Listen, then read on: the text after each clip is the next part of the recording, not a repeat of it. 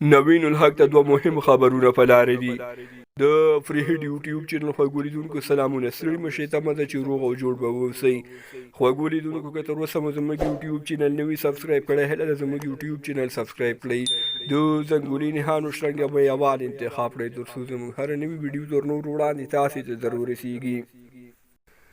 د هندوستان غوره لیګ یعنی آی پی ایل چلو کې افغان چټک توپ اچوونکي نوین الحق ته دوه مهم خبرونه په لارې دي چې د نوین الحق په کیریر او ژوند به ډیر مثبت او ګټور اغیز ولري. لومړی دا چې لکنو سوپر جینز لوبډلې د آی پی ایل بعضو لوبو د خطر سراوي په موخه د سویلي افریقایي چټک توپ اچوونکي مورني مورکل سره د روزونکي په توګه قرارداد لاسلیک کړ. مورني مورکل د خپل وخت یو نابغه چټک توپ اچوونکی و چې نوین الحق به ترې ډېر څه زده کړي او د ده لپاره به ګټور ثابت شي.